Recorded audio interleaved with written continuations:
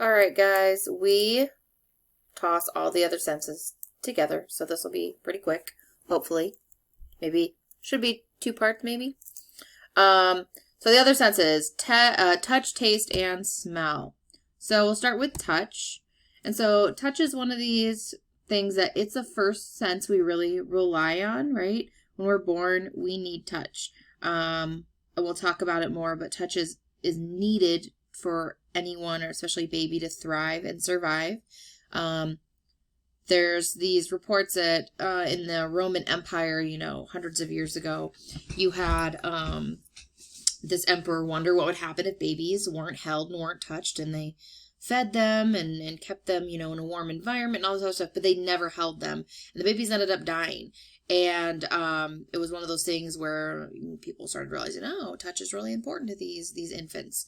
We've even seen in a more positive research study done, a more ethical one, premature babies, when they are born early, if we had they set an experiment up in the University of Miami, and half the population, so the experimental group, they received 15-minute massages like 3 times a day. And we think of massage, it's not like a masseuse. It's they like rubbed the baby's face and would stimulate their skin and rub their chest, just really gently, like lots of physical stimulation all over their skin.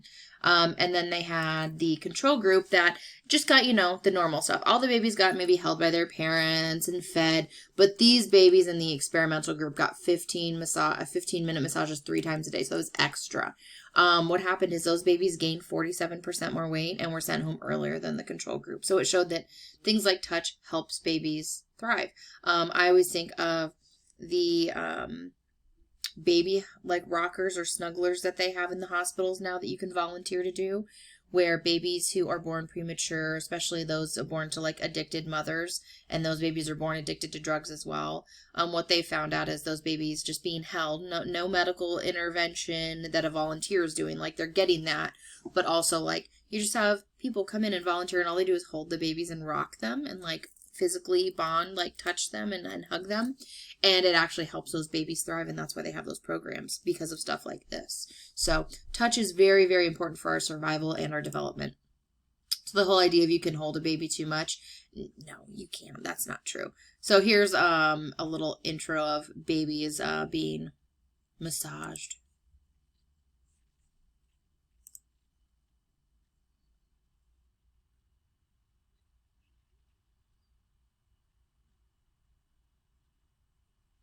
So that's their lovely massage they get.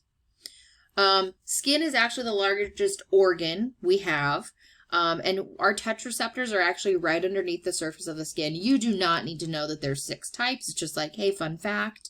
But we will talk a little bit about some of the different receptors or sensations we can feel. So when it comes to the 4 basic senses we have pain, warmth, cold, and pressure. And that's it. Depending on what we're feeling on like our skin, remember these are the feelings we're talking about, physical sensations on our skin organ. Combinations of these 4 make us feel all the varieties of sensations we have. So like a gentle stimulation of a pain receptor is actually an itch. And then if we combine warm and cold stimulations at the same time, that's how we feel hot. I always think of like, if you've ever turned the bath water on way too hot for a second, when you put your fingers under it, it almost feels cold until you realize it's scalding hot water.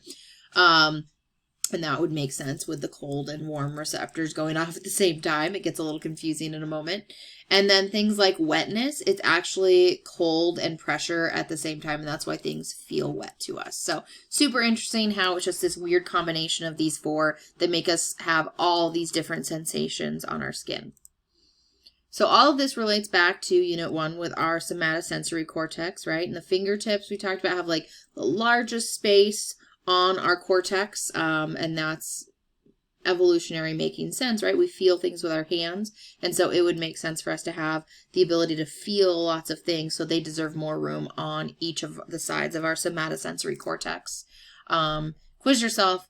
What lobe is the somatosensory cortex on? Hopefully you thought parietal, because that's where it is. So because sense of touch is processed there, And if you remember from our weird homunculus drawings we looked at, the lip has more cortex than the leg, the thumb has more than the forearm, and their fingertips, reign supreme over everything when it comes to this, because they're the most necessary for us to touch things with. Now, pain. Pain is an ability that might suck at times, but it's also exceptionally necessary. So if you can imagine not being able to feel pain, you might think, that sounds awesome, pain sucks. But pain is the reason why we're alive, because when we get hurt, we know, we can tell someone, we can go to a doctor, right? We know something's wrong and that we need to get it fixed. If you couldn't feel pain, you might think it's awesome for a while, but it can lead to some real bad cases. So I'm not going to show this, but all of you love Grey's Anatomy so much, and there is an episode where a little girl comes in and she has this congenital insensitivity to pain, which she literally, her brain does not process pain, doesn't pick up on it. And so, you can break a bone, you can have internal bleeding, you can have all these horrific things happen to your body, and you're like, no, I'm good, I can't feel anything. And it can be very dangerous to us. So pain is something that's necessary. Pain receptors are actually just these free nerve endings on our skin, which sounds terrifying, because nerve endings, they're really sensitive. And so when we feel pain, it's because one of these has been afflicted. And so we have to talk about pathways of pain. We can talk about like a fast pathway or the slow pathway. A fast pathway would be like your receptors pick up on it really, really quick, and your brain is notified like quick. So if you cut your finger really badly, you get notified immediately, like, oh my God, that hurts so bad. You know immediately. Versus we have slower pathways too, when you feel more like an ache or like a burning sensation. This would be something that, it gets to your brain, but maybe it takes like the slower course. So what we know is pain is signaled to our brain in a lot of different ways. And it seems that there's different pathways of how to access your brain, when it comes to these pain receptors.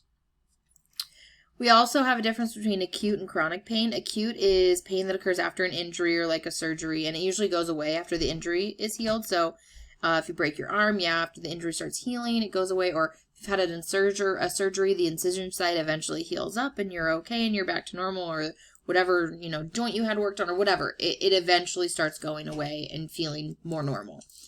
Chronic pain is stuff that lasts for months or maybe even years. Arthritis, MS, both of those will produce chronic pain. And then there's other times that doctors can't even figure out what's causing the pain. And it seems to have like no physical reason, like your body is fine. And it may be a misfiring of the brain that you actually feel this way, but there's no reason for it. You shouldn't. So people are super confused, or not confused. People are curious about gate control theory and what it means. So we're going to look at it. You have a spinal cord, right? And it says, say hello to the Power Ranger in the back real quick. Thank you. Mom. Okay, go play. One sec. Sorry about that. Gate control theory says that there are neurological gates on our spinal column. And so they can be open or they can be shut, and different things we do can do this. So gates are patterns of neural activity, but the easier way is just to imagine an actual gate, right? It makes more sense in my brain to visualize this. So if the gates are open, pain is allowed to flow up and tell our brain, hey, I feel this hurts. If they're closed, the pain gets cut off and our brain stops like paying attention to it, or doesn't even get the signal that it hurts. The gate is opened by the activity of pain signals.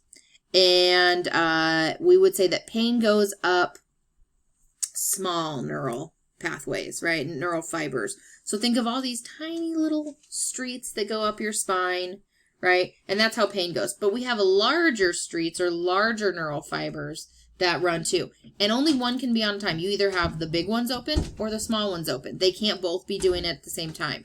And the big ones take precedent. So if the big ones are sending signals, the little ones are shut down, right? You cannot have both at the same time. So if your little ones are zapping pain up to your brain, how can we trick your body into saying, open up the big ones and shut down the pain? That's the question.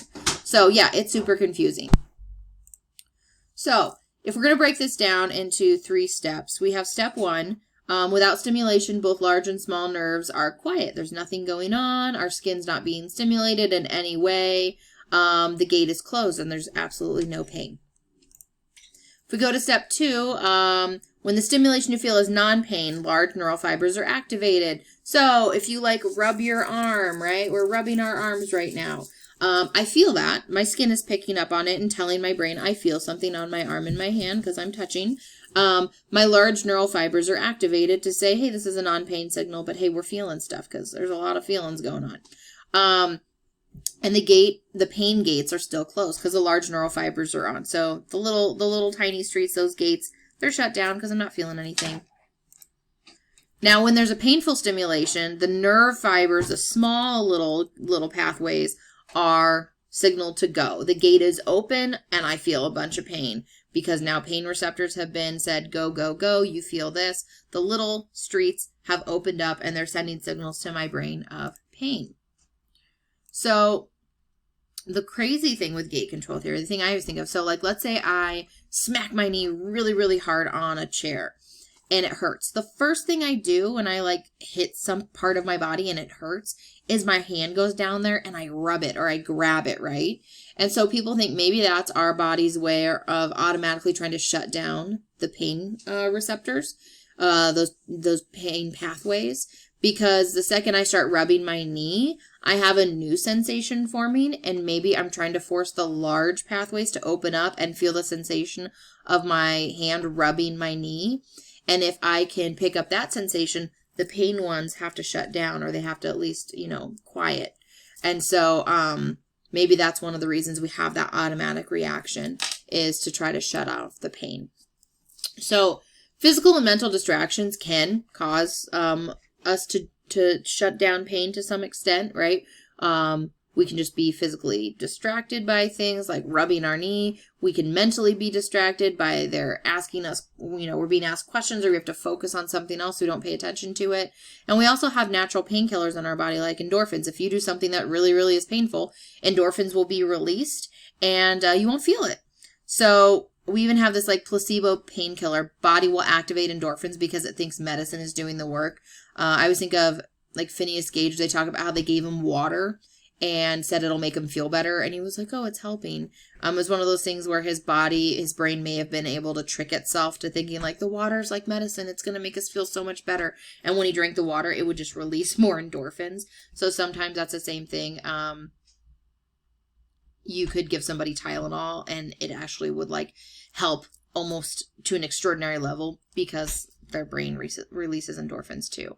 We also have this weird reactivating pain thing where maybe when you did your ride-alongs, you saw it, where somebody is in an ambulance and they're like, I'm okay, it's not a big deal, I'm fine, it's okay, it's just a little bump. And you're like, I feel like your injury is more serious. And they're like, I don't know why this person's not like freaking out or hurting a little more. And then you get to the emergency room and all of a sudden they start like screaming in pain and they can't handle it.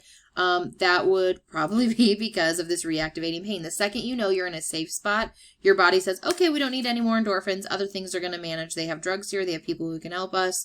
I'm done producing endorphins for this person. And the second the endorphins shut off, you have no more painkiller and you're flooded with the pain. And that's why people start like screaming or collapsing or whatever.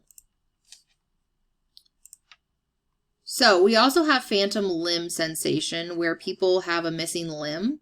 And when this is taken away, the place on their cortex, their somatosensory cortex, doesn't go away. And so it would seem that they still have the ability to feel that part.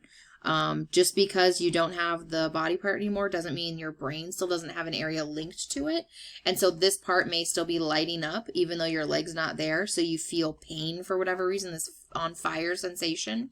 Mirror therapy is something they figured out that helps your brain by this guy looking at the mirror and it looking like he has his other leg back. It can actually stop him from feeling pain because he looks. If me and you have pain, we can just rub the area and be like, oh, it's okay. For them, they don't have anything to rub because there's no limb there. And so it's really hard to shut off the signal. So mirror therapy works.